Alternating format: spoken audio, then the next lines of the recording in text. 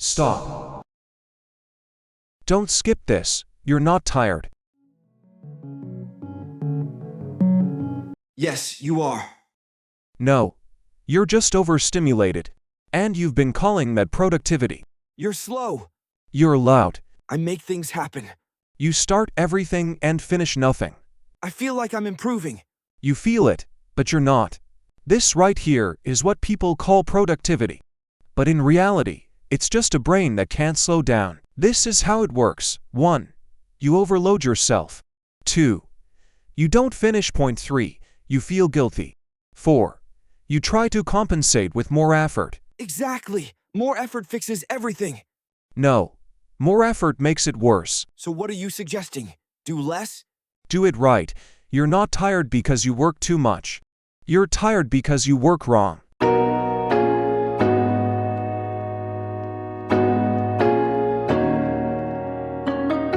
You don't want to produce. You want to feel like you're producing. It's the same thing. It's not. One builds, the other distracts. Replying to messages isn't progress. Opening tabs isn't progress. Thinking about doing something isn't doing it. But I stay busy all day. X. You're busy escaping. Escaping what? Does it matter? It does, because you keep running. And you don't even know from what. You wake up. And before you even decide anything, you're already somewhere else. Phone. Notifications. No's. You didn't choose that. You just followed it. Because it works. It keeps you moving. It keeps you busy. It keeps you from stopping. It keeps you from thinking. It keeps you from feeling. It keeps you from finishing. It keeps you from failing. You ever sit down to do something important, and somehow, you end up doing everything else? Emails, messages, quick check. Scrolling. Just one more video. Just one more, and now it's been an hour. That's not a problem.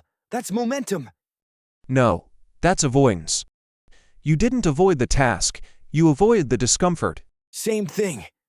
It's not. One builds your life, the other keeps you stuck. If I stop, I feel it. I know. That's why you don't stop. You're not addicted to productivity. You're addicted to not feeling. If I stop, I fall behind.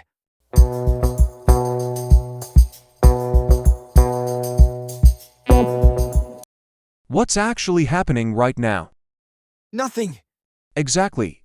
And yet, you feel like everything is urgent. That's the glitch. Your body is here, but your mind is always somewhere else. Because it has to be. No, because you trained it to be. Here's the shift. You don't need to slow your life down. You need to stop fragmenting it. You don't need more discipline. You need fewer exits. Every time you leave something halfway, you teach your brain that escape is the default. But every time you finish, even something small, you rebuild control, not motivation. Control. So don't change your whole routine. Don't try to fix everything. Just change this, the next thing you start. You finish, even if it's small, even if it's messy, even if it's not perfect, but you finish, because finishing is what restores your rhythm. And if I can't, you can, when you stop leaving, in the middle.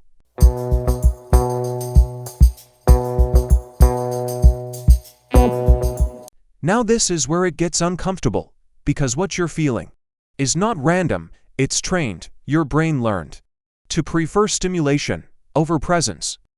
Not because it's broken, but because it adapted. Every time you check something, you get a small reward, not a big one, just enough to keep you coming back. And the problem is, your brain doesn't measure importance, it measures novelty. What's new? What's fast? What's immediate?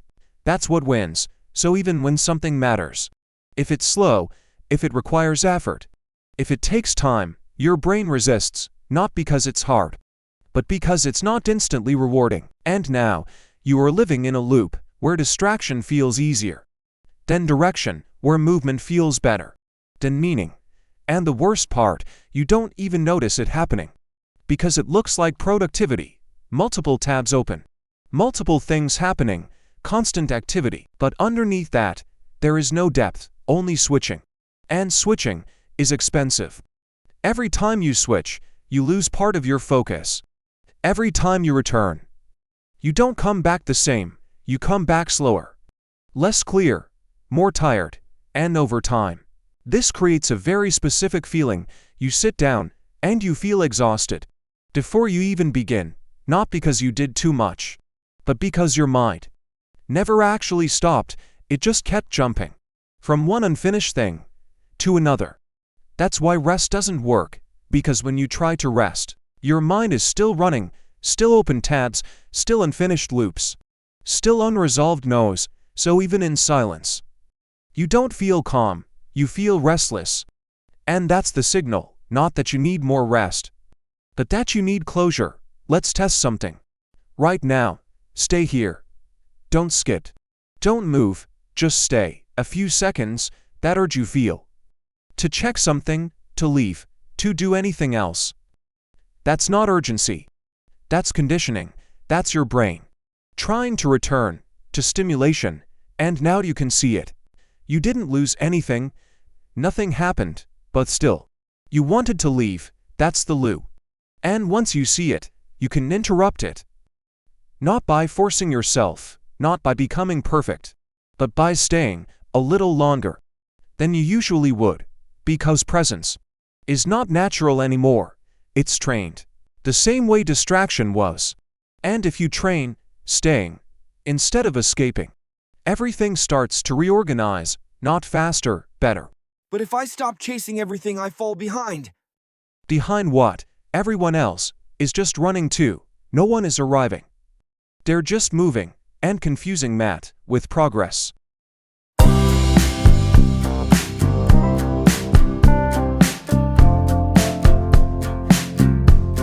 So no, this was never about time. And it was never about doing more. It was about something simpler and harder. Control, not control of your life.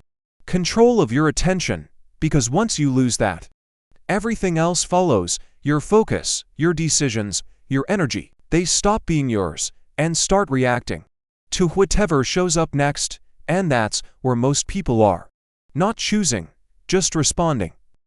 Not deciding, just reacting. And over time, that creates a strange feeling, like you're always moving, but never actually living, because movement is not the same as direction and speed.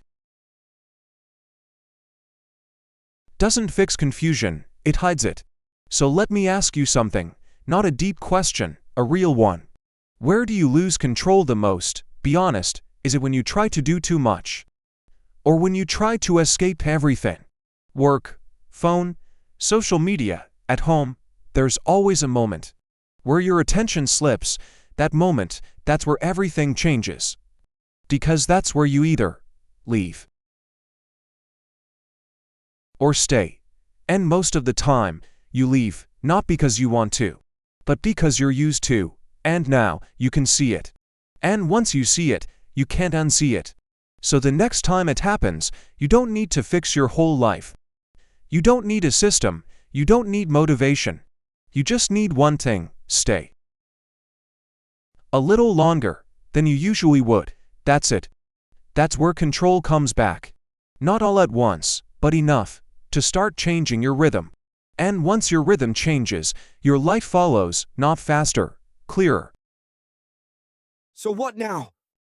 Now, you pay attention, not to everything, to yourself. Because there is something you carry all day. Something that feels normal, but it's not neutral. It pulls you, it hooks you. It decides more than you think, and you call it normal. But it's not, and next time, we're going to look at it closely. Because this was never just about you. It's about what's been shaping you, without you noticing. And once you see it, you don't go back. Tell me something, where do you lose control the most?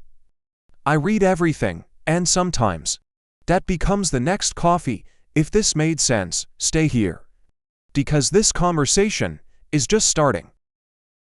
This doesn't end. No, it doesn't. It gets clearer. And before you go, don't disappear. Stay close. Because the next one is going to show you exactly what has been pulling your attention this whole time, and once you see it, you won't look at your day the same way again. If you made it this far, you already know. This is not normal content, so stay here, follow. Because this conversation keeps going. And tell me in the comments, where do you lose control the fastest? That's where everything starts.